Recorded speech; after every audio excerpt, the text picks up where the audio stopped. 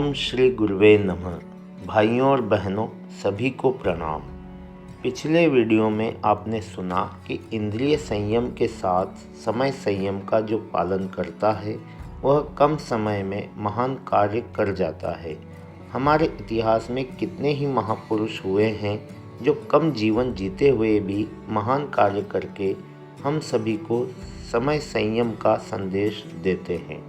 जैसे स्वामी विवेकानंद, झांसी की रानी, भगत सिंह, चंद्रशेखर आज़ाद, महाराणा प्रताप, इन सभी ने कम जीवन जिया लेकिन एक शानदार जीवन जिया और हम सभी के लिए प्रेरणा स्रोत बने। समय संयम के बाद विचार संयम आता है। प्रत्येक कार्य का जन्म विचारों से ही होता है। अस्त व्यस्त विचार जीवन संपदा को नष्ट करते रहते हैं और अंतिम संयम है अर्थ संयम, अर्थात अपनी साधन शक्ति को उपयोगी कार्यों में ही खर्च करना चाहिए। आइए इसी क्रम को आगे बढ़ाते हैं। मथुरा के समीप एक छोटे से गांव की बाल विधवा ने सारे दिन चक्की चलाकर 2 आना रोज कमाने और गुजारा करने का नियम बनाया था। वह जीवन भर निभाया। उन दिनों के 2 आनों की कीमत आज की अपेक्षा कई गुना मानी जा सकती है। 2 पैसे रोज उसने इसी 2 आने में से नियमित रूप से परमार्थ के लिए बचाए और वृद्धावस्था तक इस 1000 की राशि से मथुरा देहली मार्ग पर एक पक्का कुआं बनवा दिया। मधुर, शीतल, आरोग्यवर्धक जल वाला यह कुआं पीसनहारी का कुआं के नाम से प्रख्यात है।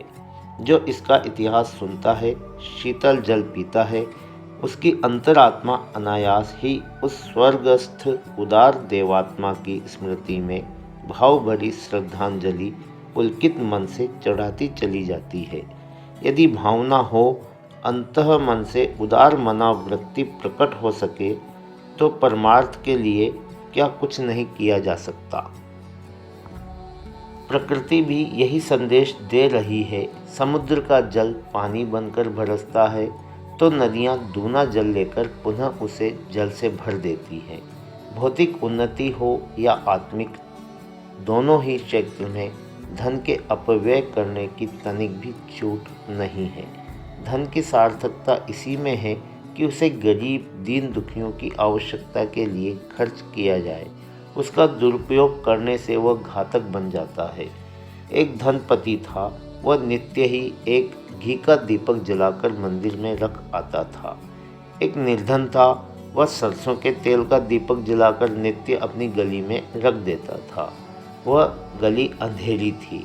दोनों मरकर यमलोक पहुँचे तो धन कुबेर को निम्न स्थिति की सुविधाएं दी गई और निर्धन को उच्च श्रेणी की। यह व्यवस्था देखी तो धन कुबेर ने धर्मराज से पूछा, यह भेद क्यों, जबकि मैं भगवान के मंदिर में घी का दीपक जलाता था। धर्मराज मुस्कुराए और बोले, पुण्य की महत्ता मूल्य के आधार पर नहीं, कार्य की उपयोगिता के आधार पर होती है। मंदिर तो पहले से ही प्रकाशवान था। उस व्यक्ति ने ऐसे स्थान पर प्रकाश फैलाया जिससे हजारों व्यक्तियों ने लाभ उठाया। उसके दीपक की उपयोगिता अधिक थी। नाव में एक छोटा सा भी छेद हो तो वह नाव को डुबो देता है। जीवन भी एक यात्रा है। इसमें पग पग पर कठिनाइयों के महासागर पार करने पड़ते हैं। यहाँ इंद्रिय शक्ति, समय तथा साधनों का उपयोग करने वाले ही इस भवसागर से पार होते हैं। महाप्राज्ञ की वाणी सुनकर सभी संतजन प्रसन्न थे, किंतु मन में एक जिज्ञासा और थी कि इन चारों प्रकार के संयम का निर्वाह करने से क्या कर्तव्य की पूर्ति हो सकेगी। इस शंका का समाधान करते हुए युग ऋषि कहते हैं कि हे संतों, समाज में रहकर मनुष्य को बहुत से उत्तरदायित्वों का निर्वाह करना होता है। इसी का नाम कर्तव्य परायणता है। आप लोग बताइए कि अपने दुखी, निर्धन, बेसहारा, बीमार माता पिता को छोड़कर यदि कोई जंगल में जाकर शांति की खोज करे तो क्या उसे शांति मिल सकती है? अपने परिवार को बेसहारा छोड़कर जंगल में शांति कैसे मिलेगी? जीवन और कर्तव्य एक दूसरे के पूरक हैं। कर्म को मनोयोग पूर्वक करने पर ही वह कर्म सफल माना जा सकता है। कर्म में सृजन की भावना होनी चाहिए। तोड़ फोड़ तो कोई भी कर सकता है। यह कार्य बहुत सरल है, किंतु किसी वस्तु का निर्माण बहुत कठिन है और प्रशंसा निर्माणकर्ता की ही होती है, तोड़ने वाले की नहीं। साहस तो चोर डाकू भी बहुत दिखाते हैं, पर उनकी प्रशंसा कौन करता है। भगवान बुद्ध एक बार निविड़ वन को पार करते हुए कहीं जा रहे थे। रास्ते में उनकी भेंट अंगुलीमाल डाकू से हो गई। वह सदैव अनेक निर्दोषों का वध करके उनकी अंगुलियों की माला अपने गले में धारण किया करता था। आज सामने आए हुए साधु को देखकर उसकी बाँछें खिल उठी। आज आप ही मेरे पहले शिकार होंगे, अंगुलीमाल ने बुद्ध से कहा और अपनी पैनी तलवार म्यान से बाहर निकाली। तथागत मुस्कुराए। उन्होंने कहा, वत्स, तुम्हारा मनोरथ पूर्ण होगा। मैं कहीं भागने वाला नहीं हूँ। 2 क्षण का विलंब सहन कर सको तो मेरी एक बात सुन लो। सामने वाले वृक्ष से एक पत्ता तोड़कर जमीन पर रख दो। डाकू ने वैसा ही किया। उन्होंने फिर कहा, अब इसे पुनः पेड़ में जोड़ दो। डाकू ने कहा, यह कैसे संभव है? तोड़ना तो सरल है, पर उसे जोड़ा नहीं जा सकता। बुद्ध ने गंभीर मुद्रा में कहा, वत्स, इस संसार में मार काट, तोड़ फोड़, उपद्रव और विनाश, यह सभी सरल है। इन्हें कोई तुच्छ व्यक्ति भी कर सकता है। फिर तुम इसमें अपनी क्या विशेषता सोचते हो और किस बात का अभिमान करते हो? बड़प्पन की बात निर्माण है, विनाश नहीं। तुम विनाश के तुच्छ आचरण को छोड़कर निर्माण का महान कार्यक्रम क्यों नहीं अपनाते? ये शब्द अंगुलीमाल को तीर की तरह वेध गए। बुद्ध की करुणा व सत् परामर्श ने उसका जीवन बदल दिया।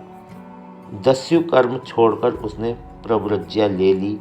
विनाश तो घास के ढेर में डाली गई एक छोटी सी चिंगारी भी कर देती है। विषाणु एक छोटी सी शारीरिक चोट से शरीर में पहुंचकर फैल जाते हैं। वह मृत्यु का संकट सामने आ खड़ा होता है।